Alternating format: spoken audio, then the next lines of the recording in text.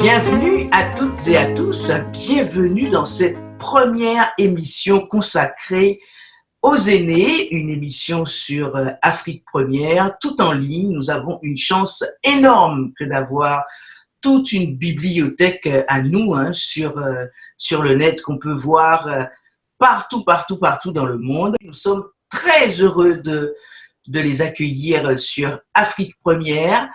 Eh bien, il y a toute une équipe, une joyeuse famille maintenant avec Dey Marifal, avec Ibrahim Abba, avec Biram Faye, avec Maïmouna, et puis Jean-Marie, notre Jean-Marie national gabonais. Merci beaucoup d'être avec nous. Nous sommes chanceuses, Maïmouna, puisque nous représentons cette jeune génération, j'ai envie de dire cette petite génération qui a tant à apprendre également. Et donc, on a la chance d'avoir des monuments vivants avec nous. C'est la section sénégalaise du RIFA qui accueille effectivement cette première et qui va donner le ton. Alors, Dey Marifal, merci donc pour ce partenariat qui continue et c'est toujours avec plaisir. Tout à l'heure, je vais vous laisser effectivement dérouler le synopsis de cette belle émission. Mais tout d'abord, pour nos spectateurs, je vais vous demander de présenter le RIFA avant même de commencer effectivement cette émission Chosan. Vous allez nous dire aussi ce que ça signifie et en quelle langue Chosan, ce que ça signifie évidemment et en quelle langue c'est dit. Merci beaucoup Dey Marifal. Vous avez donc la parole et on y va pour 60 minutes d'émission sur Afrique Première dans cette émission consacrée aux aînés. Merci infiniment Mélina. Ainsi pour dire la raison pour laquelle Chosan a été utilisé comme terminologie pour l'émission organisée par le RIFA, c'est parce que Chosan veut dire en Wolof, l'une des 14 langues parlées au Sénégal, la langue Wolof, et qui veut dire origine, qui veut dire coutume, qui veut dire tradition, donc qui veut dire énormément de choses qui nous ramènent à ce que nous sommes dans notre culture. Donc, nous, aînés. Le RIFA, c'est le réseau international francophone des aînés, qui a son siège à Paris, mais qui a essaimé à travers l'Afrique. Donc, nous avons une section sénégalaise, une section burkinabé, une section gabonaise, une section burundaise, une section, moi je dis souvent zaïroise, mais congolaise, mais Congo de RDC. Et donc, voilà, nous avons plusieurs sections qui fonctionnent, mais on en a qui sont en train de se faire, comme Cameroun, Mali et Madagascar. Voilà. Donc, c'est ça. Et ça regroupe donc des aînés dans des pays africains francophones pour essayer non seulement de réfléchir sur les questions et les problèmes qui concernent les aînés quant à leur rôle et leur place par le passé, dans le présent et dans le futur, nous espérons. Et ça, c'est par rapport à nous-mêmes en tant qu'aînés. Mais nous aimerions aussi, par là même, puisque nous parlons de tradition, jouer aussi sur l'intergénérationnel, parce que nous savons que dans nos traditions africaines, c'était toujours un cycle de vie complet au village, dans la concession. La grand-mère avait un rôle particulier par rapport aux petits-enfants. Les plus âgés avaient toujours des responsabilités par rapport aux plus jeunes. Et donc, nous aimerions, à travers le RIFA et Chosan, revaloriser un certain nombre de nos traditions qui nous ont aidés à travers les siècles de pouvoir garder nos identités et nos traditions le plus près possible de la réalité. Voilà. Donc, pour Chosan et pour RIFA.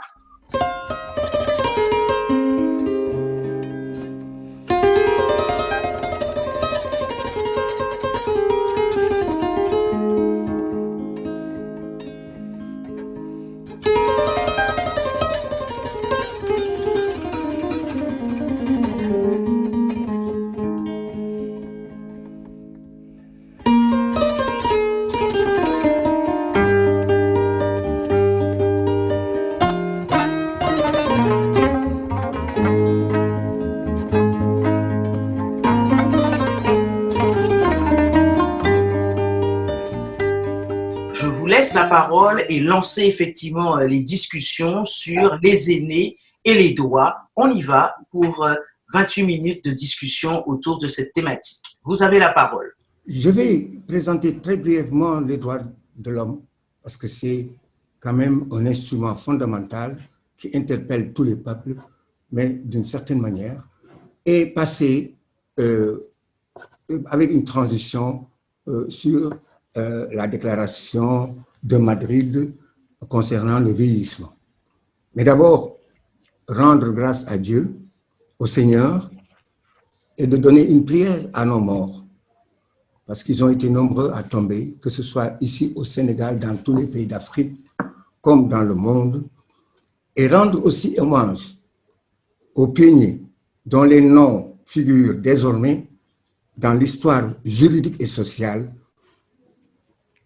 Ces noms sont, si je ne me trompe, Eleanor Roosevelt, président du comité de rédaction de la Charte, le Canadien John Peters Humphrey pour la rédaction et le Français René Cassin pour le remaniement de la Charte. Voilà tous ces noms quand même qui ont été à l'origine de cette charte partagée par le monde entier.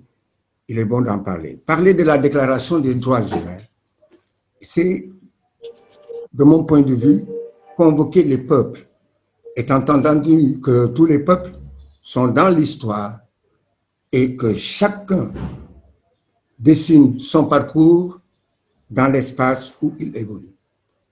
Vous voyez un peu ce que je veux dire? Il n'y a pas de peuple supérieur par rapport à un autre, et que si on arrive à avoir une charte qui régit tous les peuples autour de la question des libertés, comme la Déclaration des droits de l'homme qui s'adresse à tous les peuples et à toutes les nations, et qui constitue une feuille de route, de mon point de vue, en matière de liberté, d'égalité, de protection de chaque personne contre les abus, les exactions, les tortures, les sévices et toutes sortes d'autres problématiques qui se posent pour les personnes. Cette charte repose sur des principes et des règles et des énoncés qui embrassent tous les aspects de la vie. Et c'est ça qui est un peu intéressant, que ce soit l'éducation, la santé, et bien le bien-être et le bien-vivre ensemble. Elle proclame cette charte, en substance, un idéal commun, prône l'amitié et la compréhension entre les peuples et les nations, favorise le progrès social, place la dignité et la valeur de la personne humaine au centre de nos préoccupations. Et donc, sans distinction de couleur, de race et de religion, comme de culture, ces droits s'appliquent à tous et naturellement aux aînés qui ont des besoins spécifiques, des préoccupations d'urgence en tout lieu et en toutes circonstances. Au même titre que les groupes vulnérables, dépendants des aînés, parce que souvent les groupes vulnérables dépendent des aînés, que ce soit les handicapés, que ce soit les enfants, la communauté internationale doit davantage prêter une grande attention aux personnes âgées. En cette période anniversaire des droits humains, c'est l'occasion pour nous, aînés, de rappeler au peuple, aux nations, leur devoir d'appliquer et de respecter et de faire respecter leur engagement pour la libération des femmes, des hommes et pour l'épanouissement de l'humanité. La famille, bien entendu, comme élément matériel de la société, doit bénéficier d'une protection accrue. Les aînés, qui occupent une place centrale, doivent bénéficier d'une attention toute particulière contre la maltraitance, l'agisme, la stigmatisation, l'exclusion, la torture, l'isolement, les sévices durant les conflits armés. Dans certaines contrées, on est informé que certains aînés sont jetés et abandonnés dans la bourse, sinon même massacrés, comme ça a été le cas, je crois, tout récemment au Nigeria, où l'on a vu des aînés qui ne pouvaient pas se déplacer, qu'on a trouvés dans un village à Boko Haram pour quand même les exterminer. Alors, l'Afrique, dans ses belles traditions, n'a rien à voir avec ces formes de traitement des personnes âgées. Hélas, parce que ces personnes âgées sont toujours considérées comme des sages, les détenteurs du savoir est appelé à travailler avec toutes les générations. Mais les Nations Unies, en toute connaissance de cause et sur la base des valeurs universelles, a su réserver un traitement particulier aux personnes âgées, à la problématique du vieillissement, et c'est pourquoi on peut parler d'un plan d'action international depuis 1982, et le vieillissement de la population mondiale pose énormément de problèmes à l'humanité. La croissance exponentielle de l'âge avancé du fait de l'augmentation de l'espérance de vie préoccupe toutes les communautés, préoccupe tous les pays. Quand on voit de 600 millions à l'heure actuelle, ou un peu plus, à 2 milliards en 2005, ces projections doivent interpeller tout le monde. Alors, de Vienne à Copenhague, Madrid a pris le relais en 2002, qui a été une rencontre historique en présence de 160 pays pour l'élaboration d'un plan d'action international sur le vieillissement comportant deux parties. La première, c'est la déclaration de politique générale qui comporte 19 articles. Vous voyez que c'est touffu. Après une brillante introduction, il faut le reconnaître, du secrétaire général d'alors, M. Kofi Annan. Et deuxièmement, le plan d'action international qui comporte 132 articles, alors que la charte comporte, si je ne m'abuse, des droits de l'homme, 30 articles. Donc ces deux instruments sont renforcés par d'autres chartes et protocoles en Afrique qui viennent s'ajouter à la panoplie des recommandations auxquelles tous les États partis ont souscrit. C'est pourquoi les plaidoyers doivent être portés par toutes les générations et intensifiés dans nos pays en vue de répondre aux obligations qui sont, il faut le dire, qui ne doivent laisser indifférente aucune personne. Et là, la feuille de route que nous avons sur la question du vieillissement et qui interpelle tous les peuples est là. Dans le plan d'action, on n'a rien occulté, que ce soit la santé, que ce soit la participation des personnes âgées, que ce soit le traitement spécial à donner aux personnes âgées, rien n'a été en rade. Et je m'interroge sur le comportement des peuples, des pays, sur cette question, et surtout en Afrique, où on devrait accorder plus d'attention aux personnes âgées, plus de considération aux personnes âgées, et dès lors que d'ailleurs les personnes âgées sont organisées à l'intérieur de structures pour participer à l'effort de développement.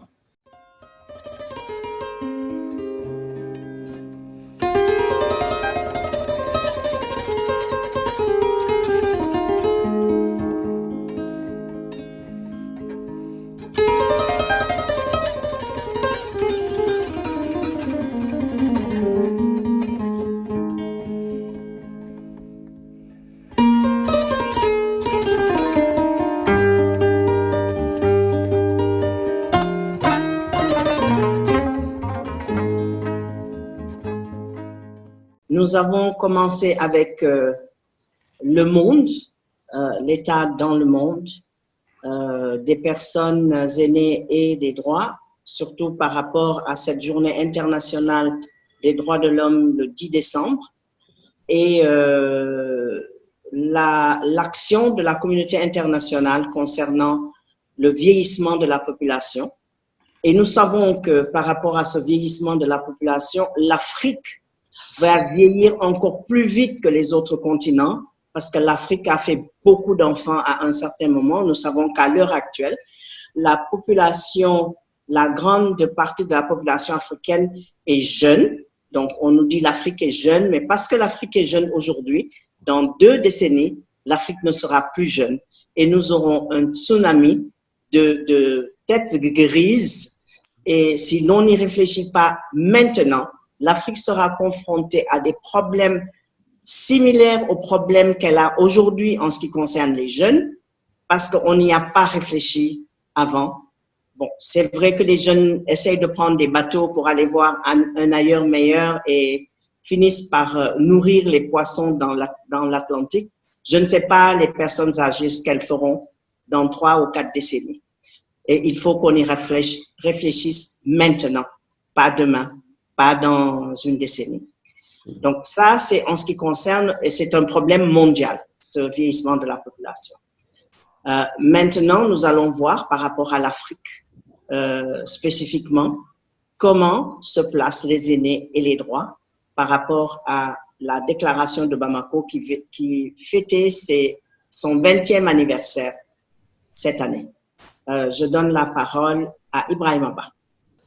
Concernant la thématique de la déclaration de Bamako, la déclaration de Bamako, peut-être qu'il faudrait le situer dans son contexte, c'est beaucoup plus un problème de gouvernance des peuples qui a posé, qui a amené l'OIF à mettre en place cette déclaration, mais ça part de l'esprit de Monton qui dégageait justement que les peuples doivent être gouvernés dans de bonnes conditions. Et cet esprit de Monton a amené dans le cadre des négociations de 1998 jusqu'en 2000, de grandes négociations entre les pays pour aboutir à la déclaration de Bamako. C'était justement pour préserver la démocratie, la liberté dans les pays francophones. Et cela était important parce que le contexte à l'époque, avant 2000, était des contextes de coups d'État, de prise de pouvoir, des tueries, des guerres qui faisaient que, dû effectivement à l'ascension ou à la conservation du pouvoir, qui faisait que cela a été un élément de base des négociations. Alors, Bamako, c'est beaucoup plus pour protéger le peuple, mettre le peuple dans des conditions de gouvernance relativement apaisées, pour que les pouvoirs puissent se transmettre dans des conditions raisonnables de passation de pouvoir. Et c'était l'esprit qui a motivé la déclaration de Bamako. Il faut dire que si nous revenons dans notre contexte actuel, la situation, c'est vrai, n'est pas très complètement réglée, mais quand même il y a eu des avancées. Parce que maintenant, le dispositif juridique au niveau des pays ont permis un peu d'encadrer un peu la passation du pouvoir. C'est vrai que dans certaines zones, dans certains pays, on constate qu'il y a certaines déviances qui sont constatées dans la mise en œuvre justement de ces instruments juridiques constitutionnels pour installer des pouvoirs ou maintenir des pouvoirs en fonction de cela. Je pense quand même que le processus est enclenché, est bien enclenché, et je pense que si nous maintenons le cap, nous parviendrons effectivement à mettre en place des états de droit qui respectent les libertés.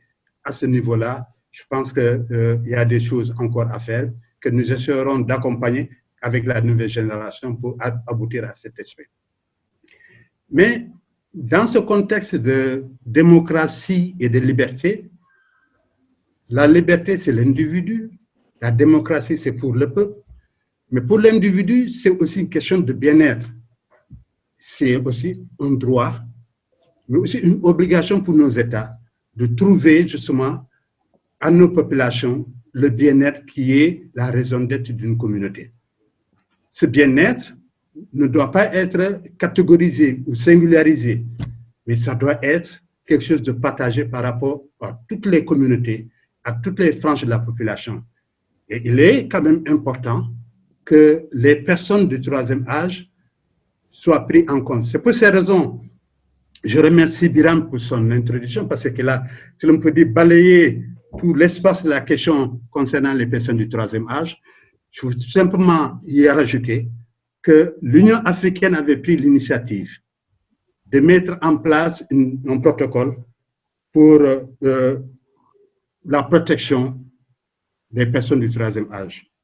C'est parti de la déclaration de Kigali, qui avait dégagé un peu de 2003, qui a dégagé un peu l'esprit de protection des personnes du troisième âge en termes de santé, en termes de protection sociale, en termes d'emploi, en termes de liberté, qui permettent justement aux personnes du troisième âge de pouvoir vivre leur vie avec leur compréhension et leur adaptabilité.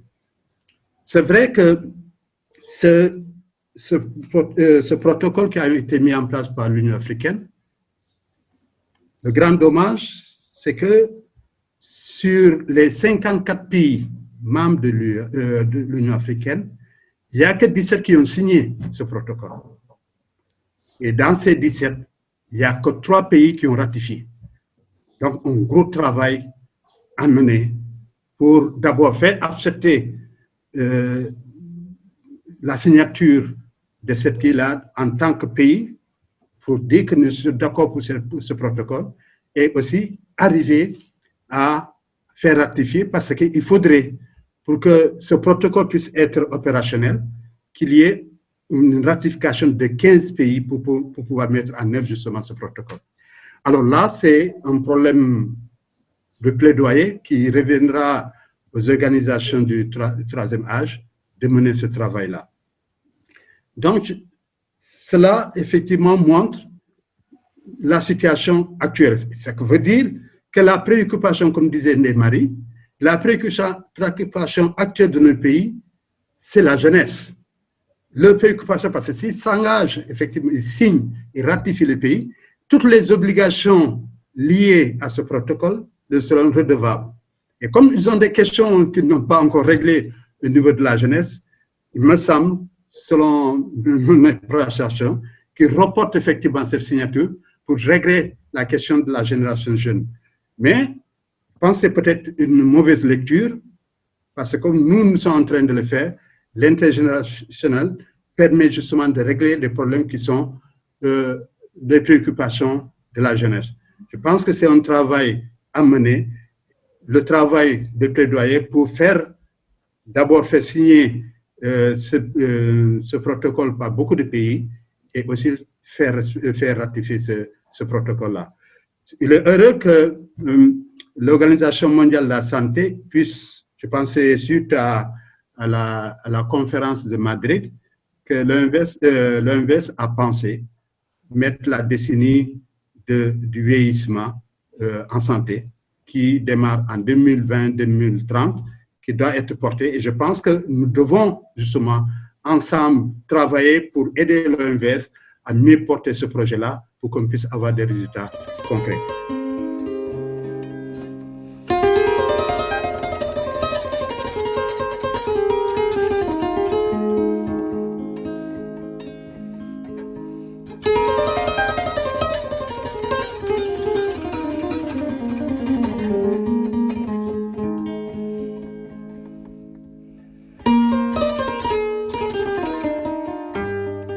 Je pense que là, nous avons vraiment un champ très large de discussion par rapport aux droits et aux personnes aînées.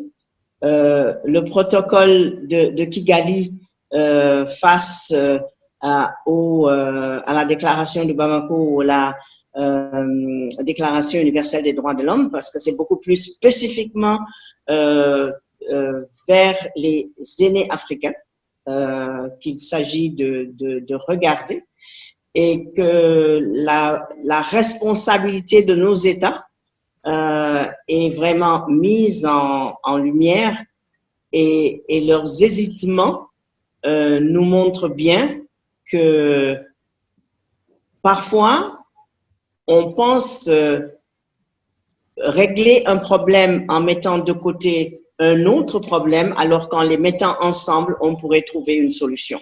Donc, en mettant les questions de jeunesse et les questions d'aînés, on pourrait trouver des voies et moyens de faire travailler ces deux bouts du continuum de la vie et de trouver des solutions telles que dans nos sociétés traditionnelles, on avait trouvé des solutions pour faire en sorte que jeunes et moins jeunes puissent vivre ensemble et en harmonie. Alors, nous pouvons peut-être laisser la parole à ceux qui sont en ligne et qui aimeraient poser des questions. Moi, j'allais poser la question, en fait, par rapport à la ratification du protocole de Kigali, mais tu nous as donné, Ibrahima, un certain éclairage du pourquoi ça tarde à être ratifié, à être signé et à être ratifié. Merci.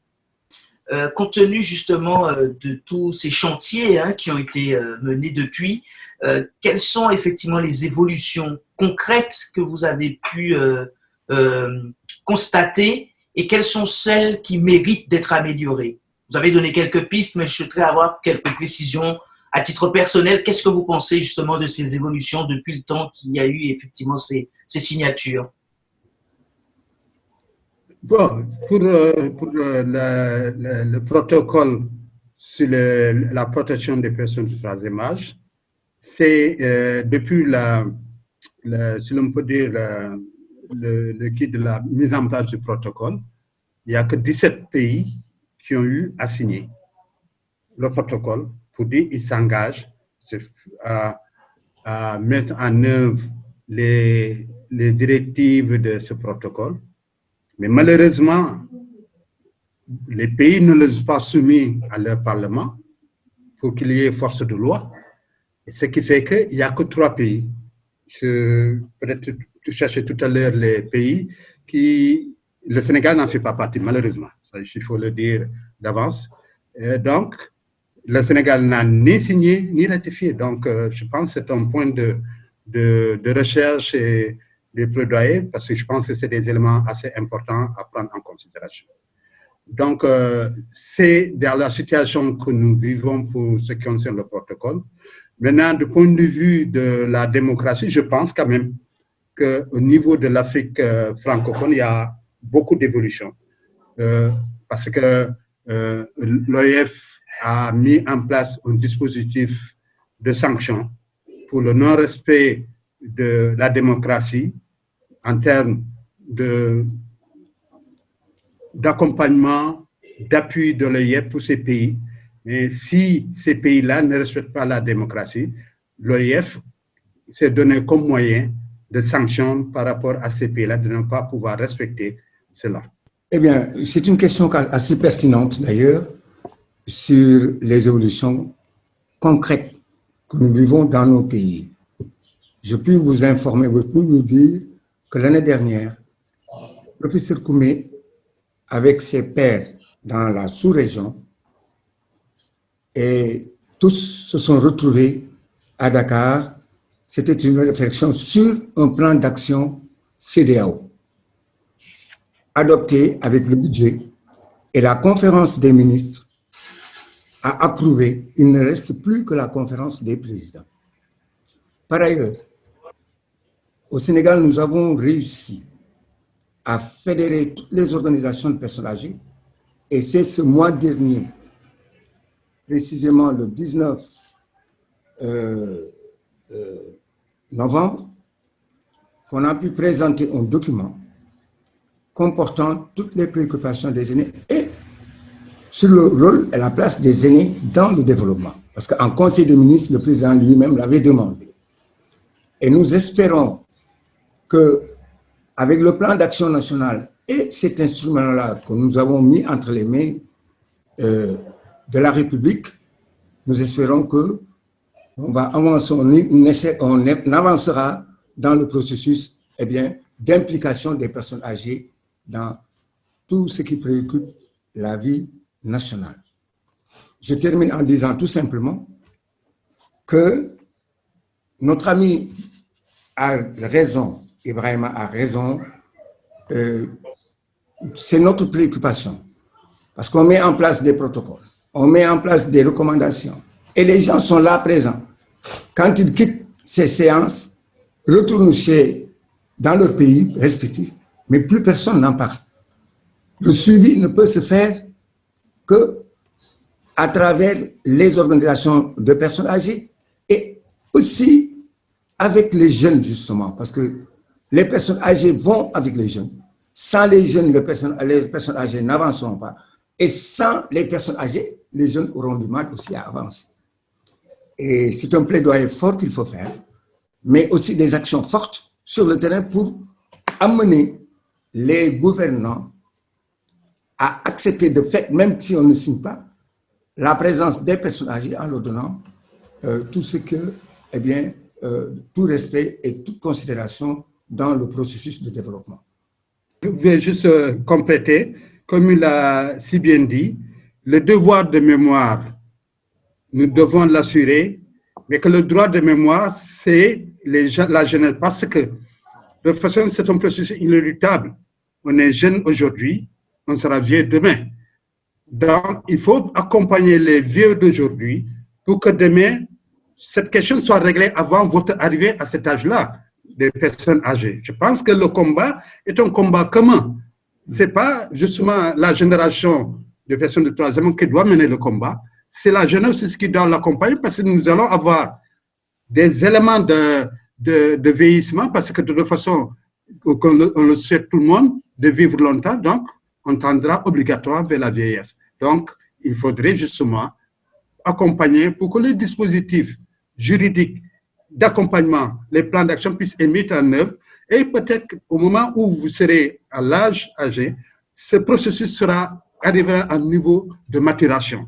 Parce que si ça n'a pas été fait, avant d'arriver au niveau de maturation, le flux qu'on va avoir de personnes de troisième âge, comme dit, ce sera une tsunami, parce qu'aucun dispositif, aucune mesure n'est mise en place, ce qui fera qu'il n'y aura pas justement des mesures de résilience conséquentes par rapport à la prise en charge des personnes du troisième âge.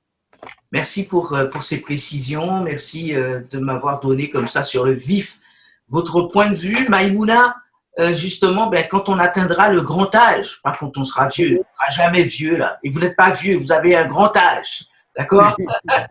C'est le grand âge. Donc quand on aura atteint aussi ce grand âge, finalement le combat commence aujourd'hui. Donc on a le combat de notre génération plus ceux à venir. C'est ce que je vois. Donc nous avons aussi un combat à mener à partir de maintenant pour accompagner tout cela et puis pour pouvoir voir les résultats, comme tu le dis, quand nous serons vieux. Non, quand nous aurons atteint l'âge de la majorité, de la maturité en fait. C'est ça.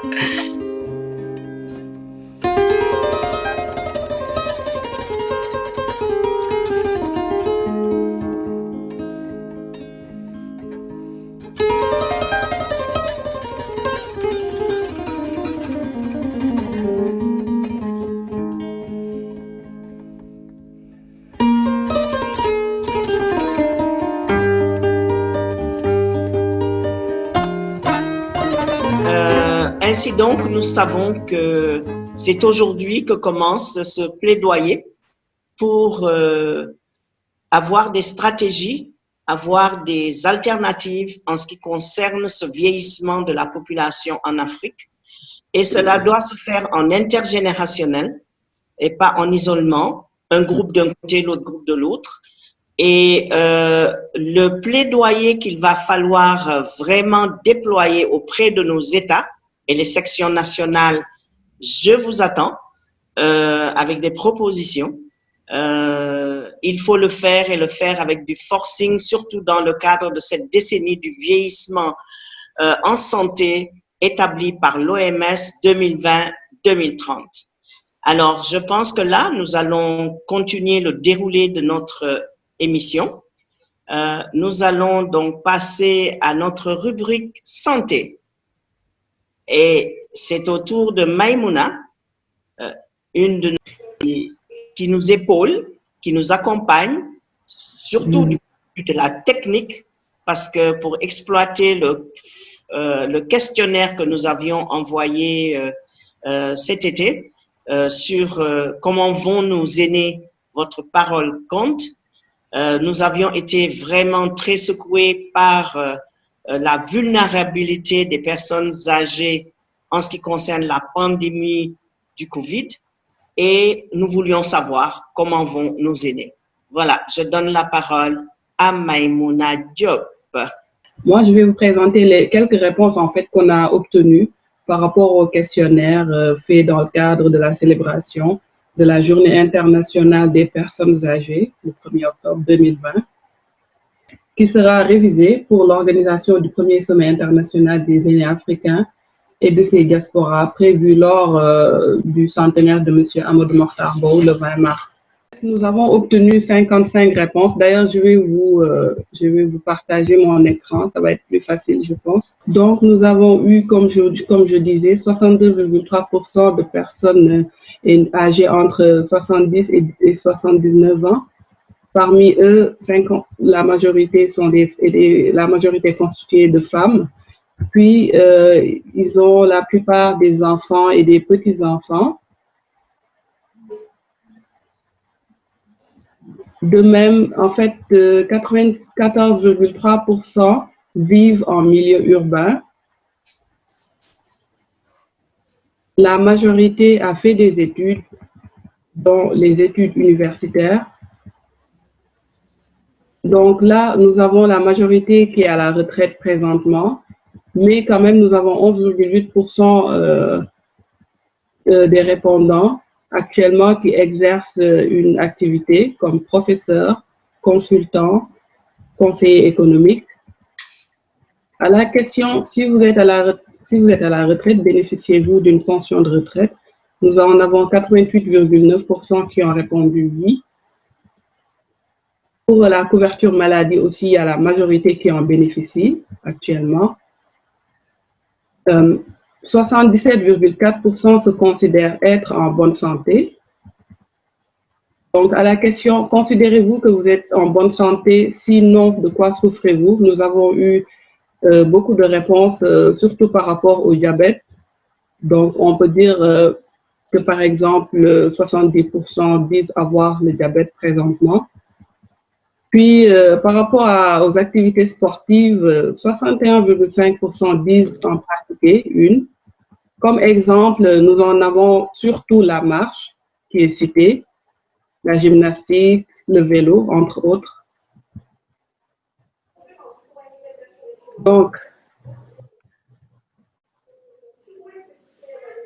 la question, y a-t-il des services qui existent actuellement et auxquels vous aimeriez avoir recours, mais ne le faites pas?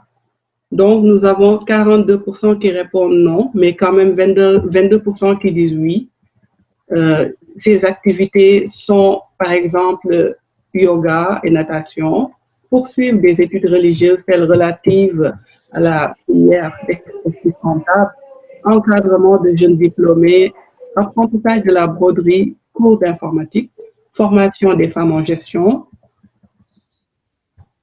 Par rapport à la question, qu'est-ce qui vous empêche d'y avoir recours?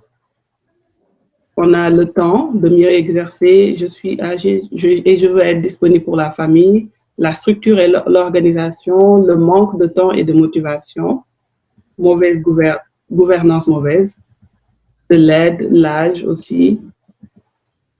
Donc, par rapport aux activités sociales, nous en avons 95% qui participent surtout au mariage, aux enterrements, au baptême. D'autres activités pratiquées, ce sont les activités associatives, soigner des patients, activités religieuses, prières dominicales, entre autres. Les moyens de communication utilisés le plus sont, par exemple, d'abord, nous avons la télévision. Il y a aussi les médias de masse comme Facebook, les courriers électroniques. Par rapport au transport et déplacement, nous avons 61,5% qui disent qu'ils sortent de 2 à 5 fois par semaine, surtout pour aller faire des courses. Il y a aussi 36% qui disent sortir pour aller visiter les amis, la famille, les malades aussi. Pour le mode de transport le plus utilisé, nous avons le véhicule personnel, mais aussi des taxis. Donc, nous allons citer quelques points par rapport au rôle. La plupart des aînés qui ont répondu disent que leurs enfants et leurs petits-enfants leur rendent visite assez souvent, fréquemment. Et donc, je pense que, Tata Marie, je pourrais continuer, mais aussi il y a en fait d'autres questions, d'autres réponses qui seront peut-être mieux traitées lors du sommet, du premier sommet des aînés, mais ça dépend de vous, je pourrais continuer aussi. Il y a plusieurs réponses qui restent à lire en fait. Merci Maïmouna. Je pense que ce bref aperçu des résultats provisoires de notre questionnaire montre bien que la plupart des gens qui ont répondu, la plupart des personnes qui ont répondu sont des personnes qui ont fait des études supérieures. Tout à fait. Sont des personnes qui sont retraitées avec une pension. Oui, c'est ça. Et sont des personnes qui vivent dans des villes. Dans des villes, effectivement. Donc, en fait, ce n'est pas représentatif de la population ou des populations africaines. C'est pourquoi il va y avoir une deuxième relance du questionnaire, en fait. Et c'est pour cette raison qu'il faudrait que l'on remodèle le questionnaire afin de pouvoir se mettre au niveau des populations villageoises, périurbaines, etc., et qui puissent se sentir concernés. Voilà. C'est peut-être le commentaire qu'on peut tirer des résultats de ce spécimen de réponse par rapport au questionnaire. Oui, c'est ça, parce que nous voyons aussi que la majorité bénéficie d'une pension de retraite, d'une couverture médicale. Donc, c'est sûr qu'il n'y a pas une grande représentativité par rapport à la population qui vit dans le milieu rural en Afrique. Donc, ce qu'il faudra faire, comme vous dites, revoir le questionnaire, puis aller vers ces personnes aînées-là, même s'ils ne peuvent pas lire, que quelqu'un soit à côté pour pouvoir traduire et voilà, qu'on puisse recueillir les vraies en fait, réponses pour pouvoir construire à partir de cela quelque chose de concret.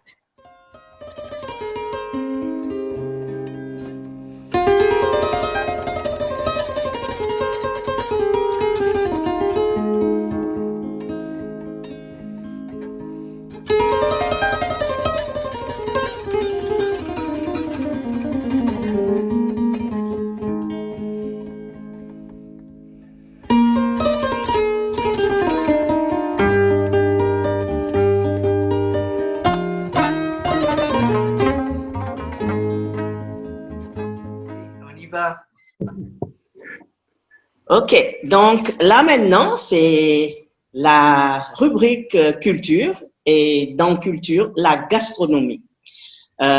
Énormément de gens pensent que la gastronomie, c'est juste quelque chose du quotidien. On mange tous les jours, on a au moins 3 repas, un petit déjeuner, un dîner.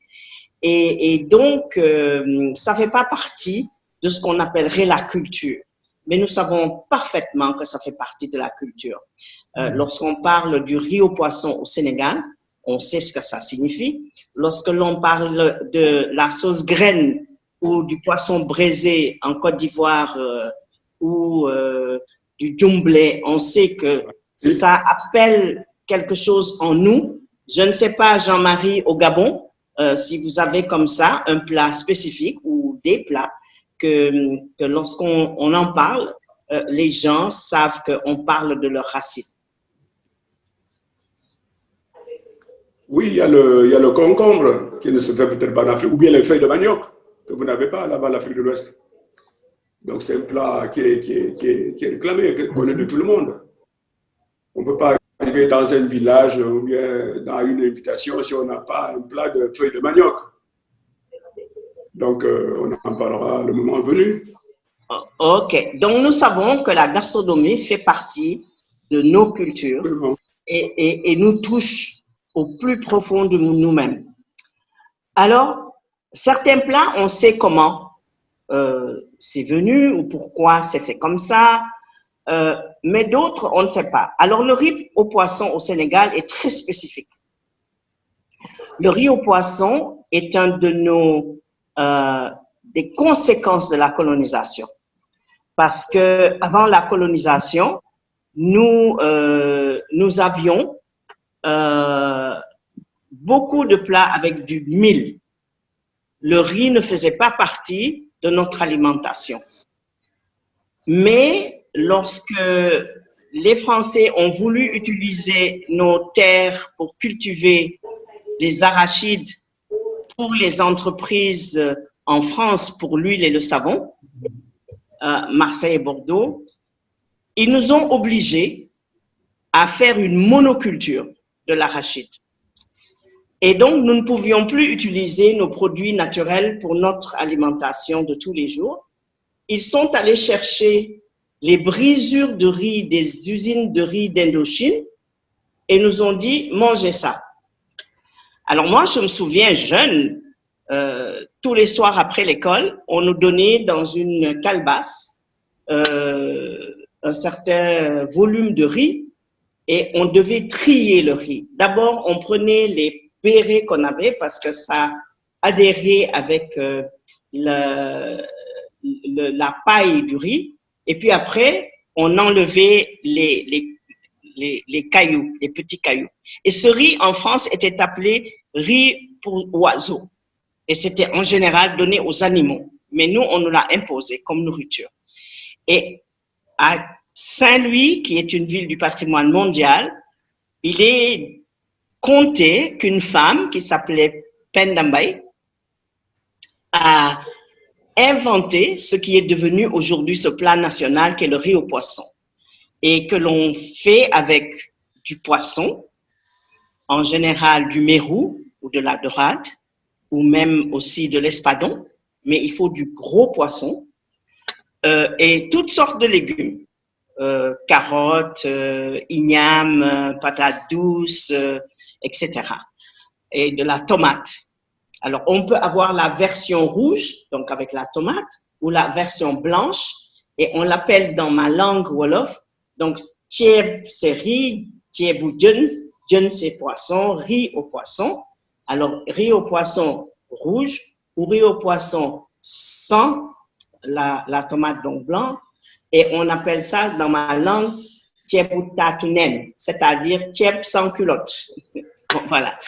Alors, ce riz au poisson est tellement célèbre que maintenant, le Sénégal a décidé cette année de l'inscrire sur la liste du patrimoine mondial de l'UNESCO, patrimoine immatériel de l'UNESCO. Et je dois vous dire que je suis un petit peu étonnée de lire dans les commentaires par rapport à cette demande d'inscription qu'il y aurait une rivalité entre le jollof rice Ghana-Nigeria et le riz au poisson Sénégal. Mais moi, de ce que je connais du jollof rice, parce que je l'ai mangé au Ghana, je l'ai mangé au Nigeria, je l'ai mangé en Gambie, c'est du riz avec de la viande, pas avec du poisson.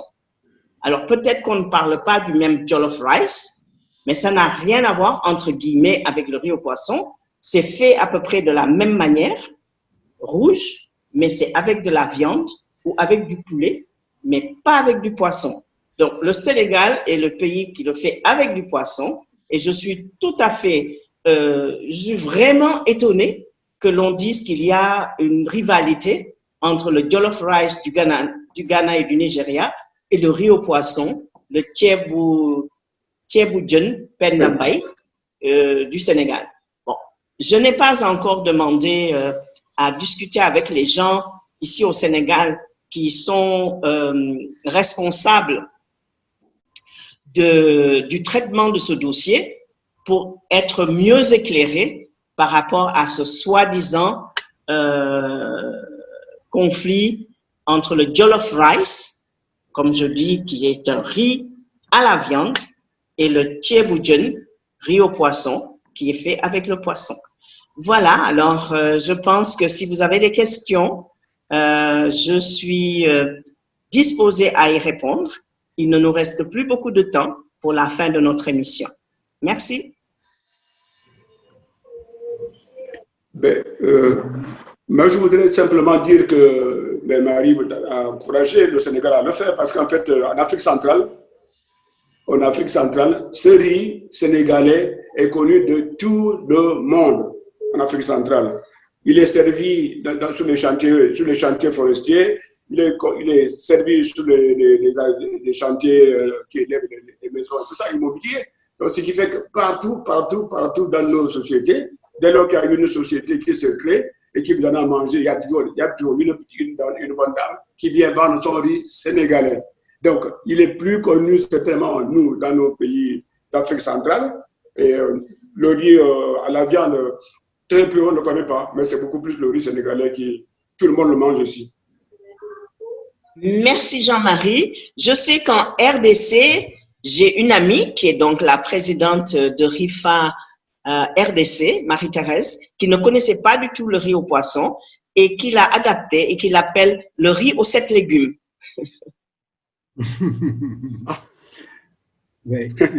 Non, au Gabon, il est fait franchement avec la tomate et tout, hein, du riz au poisson. Et tout le monde en raffole. Merci Jean-Marie. Alors, est-ce qu'il y a d'autres contributions, commentaires? Ibrahima, je peux? Ibrahima, oui, Ibrahima. Oui, je voulais plutôt quelques réflexions, parce que je pense que le Thiéboudjen, son origine, c'est Saint-Louis. Riz au poisson, Saint-Louis est une ville de pêche. Donc, il y a une bonne disponibilité de poissons de qualité qui a fait qu'il y a une adhérence entre le Thiéboudjen et Saint-Louis et la pêche. Le riz Jolof, le Jolof, c'est une zone pastorale où il y a beaucoup plus de viande qu'autre chose. Donc, ce qu'on fait, c'est pour cette raison il y a cohérence entre le riz Jolof et le riz Jolof qui adopte comme élément la viande et riz au poisson Saint-Louis, parce que l'origine, je pense, l'origine de l'idée, le Jolof, c'est une zone pastorale. Donc, c'est la viande qui est dominante dans cette zone. Donc, ça peut être une certaine cohérence du point de vue de l'appellation de deux riz, riz Jolof et riz de Saint-Louis. Je pense que c'était des éléments d'appréciation. Mais maintenant, je viens de Saint-Louis. J'ai mangé les deux types de riz parce que le riz fin, les brisures, c'est un cas. Il y a aussi le riz entier maintenant avec effectivement la production du riz local à Saint-Louis qui fait que les gens ont la possibilité d'avoir les deux types de riz, les brisures et le riz entier par rapport à la préparation du riz au poisson. Vraiment, mais moi, je dois avouer que pour moi, le riz au poisson n'est riz au poisson que lorsque c'est avec brisure de riz. Je vois la main de mon cher Biram levée. Alors, Biram, à toi. Très bien, c'est intéressant et merci beaucoup encore une fois, Marie, d'avoir fait une bonne présentation de ce plat national. En réalité, le Sénégal est pourvu de côtes d'une longueur de côte et sur toute la côte, et particulièrement à Saint-Louis, comme en parlait mon ami Ibrahim Abba, qui aurait dû m'inviter à Saint-Louis à manger du riz au poisson quand même. Alors, mais ma préoccupation un peu, c'est le riz au poisson. D'accord. Mais là, je me préoccupe aussi de l'alimentation des personnes âgées en matière de riz au poisson. C'est vrai, il y a le Thiéboudjen, c'est-à-dire un peu sec. Il y a le Thiéboudjen, Bounoy, c'est-à-dire un peu plus pâteux. Et c'est toujours le Thiéboudjen. Qu'en matière culinaire, il serait intéressant que, nous le savons d'ailleurs, qu'une personne âgée se plaît à manger son Thiéboudjen, mais que ce soit un Thiéboudjen vraiment boutoy. Autre chose, c'est un peu les liens qu'il peut y avoir entre les pratiques culinaires, entre nous, Africains.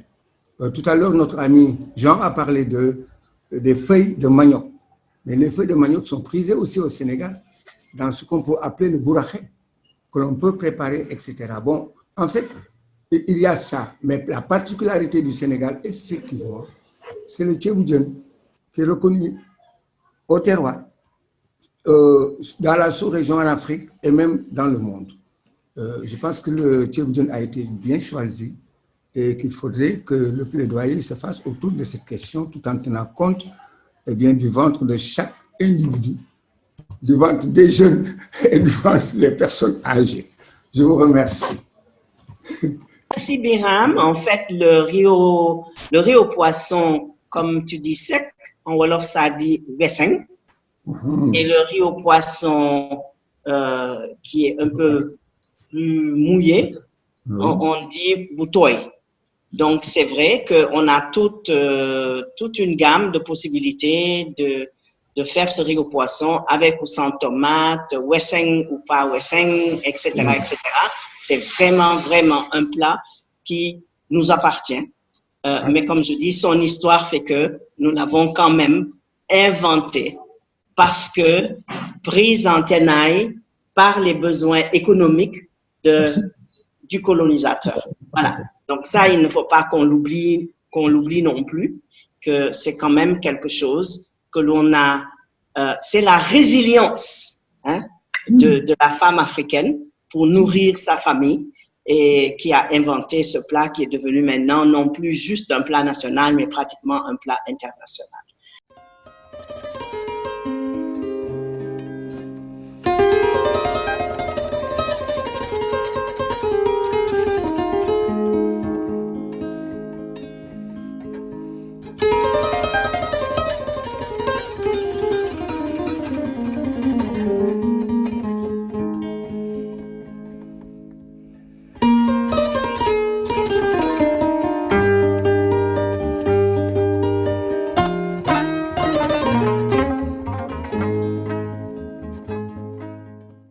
Voilà, alors je vous remercie infiniment de votre écoute, de votre attention et à très bientôt sur Afrique Première. Ah ben non, on ne termine pas comme ça, il faut d'abord qu'on s'applaudisse, qu'on se congratule, qu'on s'auto-congratule. Ah oui, oui. Voilà. Oui, Mélina, c'est bien de recadrer. Mais oui, il faut qu'on s'auto-congratule. Qui le fera à notre place? Surtout que Maïmouna et moi, on doit se battre pour ce grand âge qui arrive à grands pas, n'est-ce pas? Merci. Vous avez encore le temps, mes chéris. Ah, le temps, hein, avec cette année 2020, on ne sait pas, hein, on ne sait pas du tout. Oh, on sait pas, le temps passe vite en plus.